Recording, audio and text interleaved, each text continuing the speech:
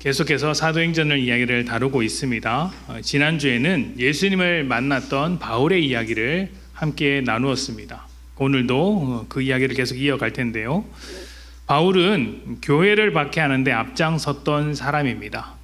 스데반의 순교로부터 시작된 교회의 박해 그 중심에 바울이 있었다고 해도 과언이 아니었습니다. 예루살렘 전체를 샅샅이 뒤지면서 성도들을 찾아내었고 남녀노소를 막론하고 처벌을 하였습니다. 이 일에 바울은 대단히 열정을 가지고 있었습니다. 그토록 열정적인 이유가 무엇이었습니까?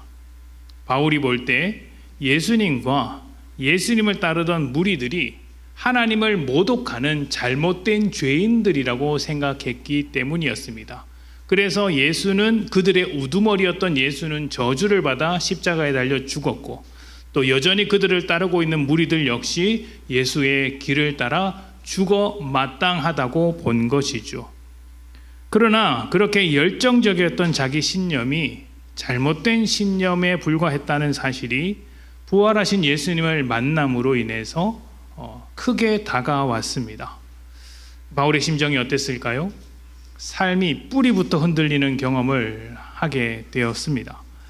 자신의 모든 것이 무너지는 경험을 하게 된 것이죠. 지금까지 쌓아왔던 지식, 지혜, 누구보다 뜨거웠던 그 열정과 신념이 자신의 정체성까지 모두 거짓되었다는 것을 발견하게 되었고 자신, 과거와 삶과 미래까지 부정할 수밖에 없는 삶을 만나게 되었습니다. 모든 것을 부정당하게 되면 이제 두려움에 빠지게 됩니다. 내가 지금까지 해온 것이 잘못된 것이라면 앞으로는 어떻게 살아갈 것인가? 지금 내가 결정하고 판단하는 것이 과연 잘할 수 있는 것일까? 무엇을 결정하고 무엇을 판단할 수 있을까? 두려움에 빠지게 되죠. 바울은 혼란으로 가득한 두려움에 빠져서 식음을 전폐하고 기도에 매달렸습니다. 그러나 예수님은 그를 그 두려움 속에 남겨두지 않으시죠. 그를 하나님의 뜻과 목적을 향해 복음을 담아내는 그릇으로서 새로운 인생을 살게 하시는 것입니다. 예수님을 믿는 사람은 누구나 바울과 같은 경험을 하게 됩니다. 바울처럼 똑같이 그런 눈이 멀어지는 경험을 한다는 말씀을 드리는 게 아닙니다. 또 아주 극적이고 뜨거운 변화를 말씀을 드리는 것도 아닙니다. 자신을 부정할 수밖에 없는 순간을 만나게 된다는 것이죠. 주님 앞에 섰을 때 내가 죄인이었다는 사실, 나에게 뭔가 잘못이 있다는 사실, 그것이 어떤 법적이거나 도덕적인 문제가 아니라 하나님 앞에서 내 모습이 너무나도 초라하고 부끄럽다는 것을 발견하는 순간이 한 번은 찾아온다는 것이죠. 그리고 그때로부터 지금까지와 살아왔던 삶을 돌이키게 되고 하나님의 목적과 뜻에 나를 맞춰서 살게 되는데 이것이 잘하든 못하든 방향의 전환의 필요성을 느끼게 된다는 것입니다. 지금까지 살아왔던 것과는 좀 다르게 살아야 되겠구나. 다르게 못 살 수도 있지만 그렇게 살아야 한다는 부담감이 찾아오는 것이죠. 이것을 우리는 회개라고 부릅니다. 대부분의 회개는 여러분 아픕니다. 나를 부정하고 부인해야 하기 때문에 눈물이 차오릅니다. 근데 이것은 감정적인 변화가 아니에요. 감정적인 반응으로서 눈물이 차오른다는 게 아니라 일종의 고통이라고 말할 수 있어요. 죄인된 나를 인정해야만 하는 고통, 그리고 이제부터 나를 창조하신 그 모습대로, 부르신 그 모습대로 돌아가기 위한 영혼을 수술하는 과정으로서의 고통인 것이죠. 이 회개의 과정이 여러분에게 있어 왔고 또 앞으로도 있을지 모릅니다. 왜냐하면 우리는 늘 넘어지는 사람들이기 때문이에요. 그럼에도 불구하고 주님께서 바울처럼 세상을 향한 삶을 돌이켜 주님의 뜻을 향하고자 이끌어 가실 때 여러분 복음과 함께 그 길에 동참하는 그런 삶을 살아가시기를 축복합니다. 자, 오늘은 이렇게 바울이 회개하는 장면에서 매우 중요한 역할을 했던 아나니아라는 사람에 대한 이야기를 좀 나눠보도록 하겠습니다. 예수님을 만난 바울이 아무것도 보지 못하는 상황에서 혼란스러워합니다. 식음을 전폐하고 기도하고 있을 때 바로 그때 똑같이 예수님을 만났던 한 사람이 있습니다. 바로 아나니아입니다. 예수님은 아나니아에게 찾아가셔서 지금 식음을 전폐하고 기도하고 있는 바울을 만나라고 하십니다. 그리고 그를 위해 안수하고 보지 못하는 눈이 뜨일 수 있도록 해주라고 이야기하십니다. 이 말씀을 들은 아나니아는 어떤 마음이었을까요? 아나니아가 그 말을 듣고 아멘 주님 제가 그렇게 하겠습니다. 순종하겠습니다 하고 달려갔을까요? 오늘 말씀을 보면 그렇지 않은 것 같습니다. 우리 13절부터 14절 말씀을 봅시다. 아나니아가 대답하되 주여 이 사람에 대하여 내가 여러 사람에게 듣사온즉 그가 예루살렘에서 주의 성도에게 적지 않은 해를 끼쳤다 하더니 여기서도 주의 이름을 부르는 모든 사람을 결박할 권한을 대제사장들에게서 받았나이다 하거늘. 아멘. 자, 아나니아는 다메섹, 지금의 다마스커스에서 살고 있었던 성도입니다. 그곳에서 교회를 박해하는 데 아주 열정적이었던 바울에 대한 소문을 여러 사람으로부터 듣게 되었습니다. 더욱이 지금 바울은 대제사장들에게 공문을 받아서 다메섹으로 성도들을 잡으러 오는 길이었습니다. 그러니까 다메섹에 있는 아나니아 입장에서는 바울은 어떤 존재입니까? 자기를 잡으러 오는 원수와도 같은 사람입니다. 잡히게 되면 스데반이 당했던 순교를 자신도 당할 수 있는 것이죠. 여러분, 순교는 일부러 당하는 것이 아닙니다.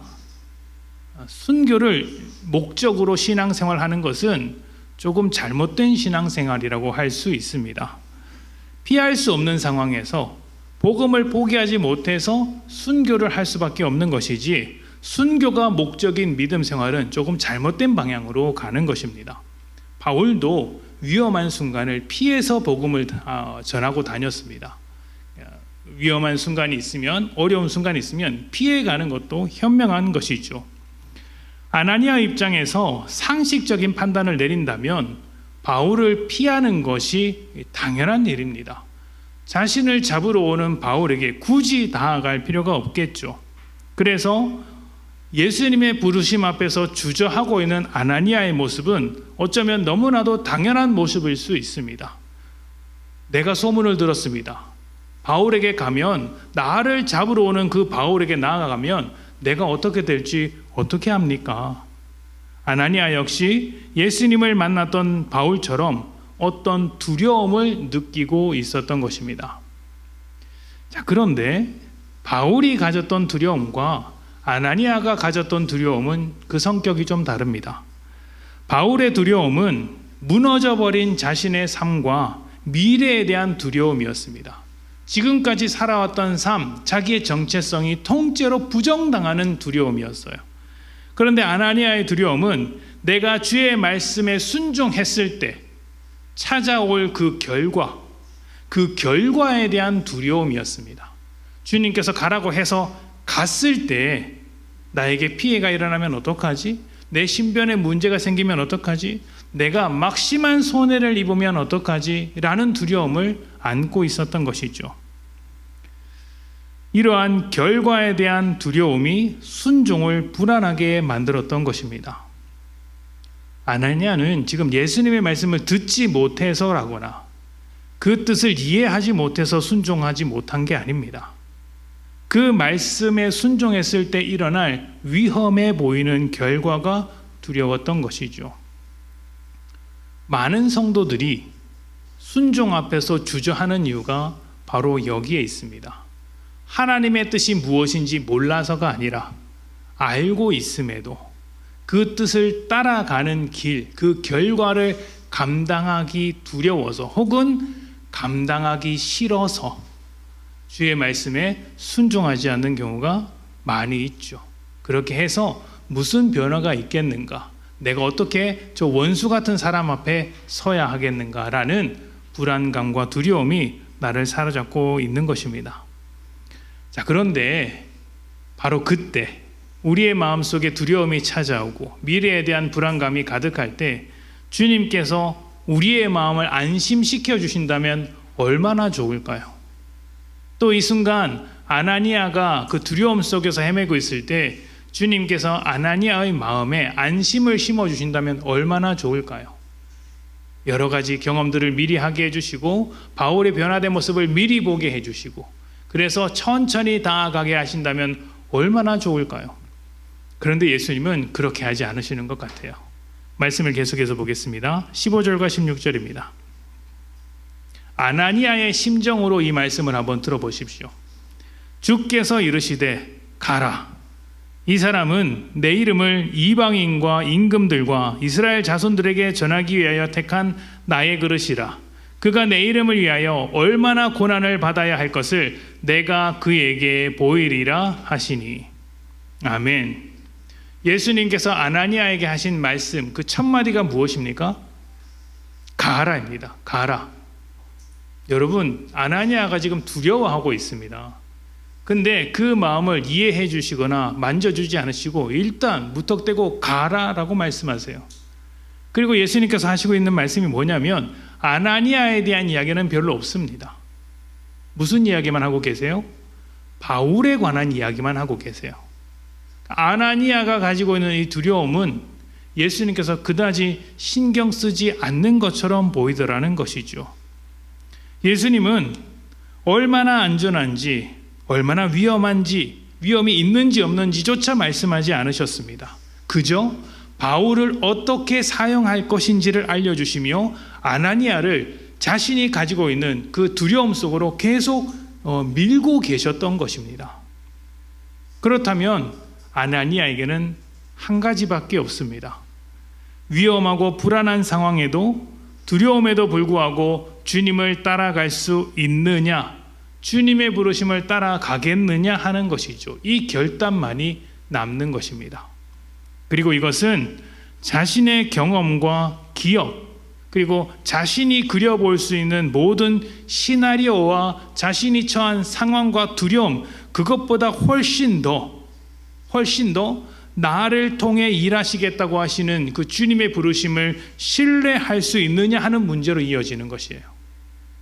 내가 두려움을 안고 있습니다. 두려움을 없어서 결과가 보장되어서 순종할 수 있느냐가 아니라 여전히 두렵지만 결과를 알 수 없지만 눈앞에는 손해가 보이지만 그럼에도 주의 부르심을 따라 순종할 수 있느냐, 주님을 신뢰하여 그 부르심 앞에 나아갈 수 있느냐 하는 문제였던 것이죠. 여러분, 믿음이란 무엇입니까? 믿음이란 우리에게 구원을 베푸신 그 신실하신 하나님 앞에, 우리를 포기하지 않는 신실하신 하나님 앞에 우리가 신실하게 나아가는 것이 믿음이에요. 하나님께서 우리에게 행하신 것을 고백하면서 나 역시 하나님께서 나에게 일하셨던 것처럼 살아가는 것이 믿음입니다. 하나님께서 나를 포기하지 않으셨기 때문에 나도 하나님을 포기하지 않고 어떠한 환경 가운데서도 주의 뜻을 따라 살아가는 것이 믿음인 것이죠. 그래서 그 믿음을 바탕으로 할 때 나올 수 있는 유일한 태도가 순종이라는 것입니다. 여기에 우리의 상황, 우리의 경험은 도움이 될 수도 있습니다. 아, 그래, 예전에 하나님께서 이런저런 일들을 나에게 보여주셨지. 그런 기대감을 가지고 한 걸음 더 나아갈 수 있는 것이죠. 그러나 방해가 될 수도 있습니다. 내가 가졌던 그 경험에 따르면 이 길로 가는 것은 분명히 나에게 큰 위험을 초래하게 될 텐데 왜 하나님은 나에게 그 자리로 부르시는가? 라는 두려움을 갖고 순종하지 않는 삶을 살아가는 것이죠. 내 경험은 하나님을 향한 신뢰를 더할 수도 있지만 막연한 미래에 대한 불안감을 더할 수도 있는 것입니다. 아나니아가 가진 경험은 불안하게 만들었습니다. 그런데 놀랍게도 아나니아는 자신이 가진 경험에 묶이지 않기로 결단했습니다. 예수님의 말씀, 그 부르심을 따라가기로 한 것이죠. 자, 말씀을 계속해서 봅시다. 17절부터 19절입니다. 주님의 말씀을 들은 아나니아가 이렇게 합니다. 아나니아가 떠나가 그 집에 들어가서 그에게 안수하여 이르되, 뭐라고 부릅니까? 형제 사울아, 형제 사울아, 주 곧 내가 오는 길에서 나타나셨던 예수께서 나를 보내어 너로 다시 보게 하시고 성령으로 충만하게 하신다 하니, 즉시 사울의 눈에서 비늘 같은 것이 벗어져 다시 보게 된지라. 일어나 침례를 받고 음식을 먹음에 강건하여지니라. 아멘. 자신의 경험이 아니라 주님의 부르심을 따라가기로 한 아나니아가 사울을 만났을 때 가장 먼저 했던 말이 무엇입니까? 형제 사울아입니다. 형제 사울아. 여러분, 이것은 정말 놀라운 고백이에요. 아나니아의 경험에 따르면 바울은 누구입니까? 원수입니다. 자신을 죽이려고 오는 원수였습니다. 교회를 박해하는 사람이었고 성도를 죽였던 사람이에요. 그래서 지금 바울을 만나는 것을 두려워했던 것 아닙니까? 주저했던 것 아닙니까? 저 사람을 만나면 내가 어떻게 될지 모른다. 그런데 지금 뭐라고 부릅니까? 형제라고 부릅니다. 놀라운 것이죠. 아나니아의 믿음의 고백은 여기에 있습니다. 바울을 형제라고 부른 것. 예수님께서 받아들이신 저 바울, 저 괴수와 같은 바울을 그가 변화되었는지 변화되지 않았는지는 모르겠지만 주님께서 그를 받으셨기 때문에 나도 그 사람을 받아들이기로 한 것이죠.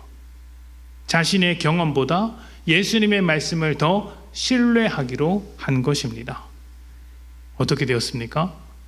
자신의 경험을 뛰어넘은 아나니아의 순종은 바울의 눈을 뜨게 했고 믿음으로 침례를 받게 했습니다. 그리고 복음을 담아내는 그릇으로서 사명을 따라가도록 만들었습니다. 그리고 무엇보다 아나니아 자신이 자신의 경험을 뛰어넘는 하나님의 일하심을 볼 수 있게 되었습니다. 여러분, 살아가면서 경험은 참 중요하죠. 어떤 일을 하든지 경험을 해본 사람과 경험하지 못한 사람의 차이는 굉장히 큽니다. 그래서 어렸을 때 많은 경험을 해보는 것이 중요하다고 해서 부모님들은 아이들이 이런저런 경험을 할 수 있도록 박람회도 가고 여행도 가고 아니면 책을 읽히기도 하고 그런 직접적인 혹은 간접적인 경험을 많이 쌓아주지 않습니까? 우리는 경험을 통해 배우고 성장합니다. 그리고 경험을 통해 내게 다가오는 위험을 분별할 수 있습니다. 또 실수를 반복하지 않을 수 있죠. 경험은 우리에게 너무나도 좋은 스승이 될 수 있습니다. 하지만 이 경험이라는 것은 내가 경험한 그 범위 안에서만 판단하게 만드는 치명적인 단점을 가지고 있어요. 해본 것만 하게 됩니다. 어떻게 됩니까? 그 경험 안에 갇히게 되는 거예요. 여러분, 한번 생각해 보십시오. 경험이 왜 필요합니까? 경험이 필요한 이유는 딱 한 가지예요. 내가 지금까지 경험한 것을 뛰어넘기 위해서 경험이 필요한 것이지 그 경험 안에 갇히기 위해서 경험이 필요한 것이 아닙니다. 그래야 경험을 통해 성장이 가능한 것이죠. 아나니아의 경험에서 나온 바울에 대한 두려움은 잘못된 것이 아니었습니다. 정확한 것이었어요. 하지만 하나님의 일하심은 그 아나니아의 경험에 갇히지 않았던 것입니다. 더 크고 깊은 일을 준비하고 계셨고 아나니아의 경험을 뛰어넘기를 바라셨던 것이죠. 만약 아나니아가 자신의 경험 안에 묶여 있었다면, 경험만을 따라갔다면 삶이 안전했을 수는 있습니다. 그러나 하나님의 일하심이 역동적으로 살아있는 삶을 살아가지는 못했겠죠. 하나님의 말씀을 신뢰하여서 자신의 경험과 전혀 다른 길로 순종했기 때문에 변화된 바울을 만날 수 있었고 그를 복음의 그릇으로 준비시킬 수 있었으며 교회가 확장되는데, 복음이 확장되는데 아주 중요한 자리에서 하나님의 일하심을 목도할 수 있었던 것입니다. 여러분, 믿음이라는 것은 경험을 무시하지 않습니다. 경험을 중요하게 생각을 합니다. 다만 내 경험보다 하나님을 더 신뢰하는 것입니다. 내 경험보다 크신 하나님, 내 지혜, 내 생각, 내 판단보다 더 깊으신 하나님을 신뢰하며 내가 만드는 결과가 아니라 하나님이 만드시는 결과를 향해 달려가는 것이 믿음이라는 거예요. 그래서 어떤 일을 판단할 때 내 경험은 너무나도 중요하지만 그 경험 안에 묶이지 않도록 끊임없이 하나님의 뜻을 묻는 것이 필요하죠. 여러분은 어떻습니까? 자기 경험과 자기 판단에 갇혀서 내가 만들어내는 결과만을 쫓아가지는 않습니까? 내 경험에 따르면 이것이 최선이다 라고 해서 그 경험만을 쫓아가는 것이죠. 그런데 혹시 그렇게 만들어내었던 결과가 여러분의 삶을 더 불안하게 만들었던 적은 없습니까? 그리고 하나님의 일하심과는 점점 더 멀어지는 그런 삶을 만들고 있었던 것은 아닙니까? 내 경험을 따라가게 되면 내 경험이라는 한계를 돌파하기가 거의 불가능합니다. 내 경험이 전부이니까요. 하나님의 일하심을 만날 수도 없습니다. 두려움과 불안함 속에서도 주님의 말씀을 따라갔던 아나니아를 생각해 보십시오. 나의 경험보다 말씀을 따라갈 때, 하나님의 뜻을 쫓아갈 때 내 삶을 통해 하나님이 만들어 가시는 결과를 만날 수 있습니다. 내 삶, 내 경험, 내 모든 것은 하나님이 일하시는 통로, 도구가 되어야지 그냥 그 삶 안에 매여 있으라고 주신 것이 아닙니다. 여러분은 무엇을 더 신뢰하며 살겠습니까?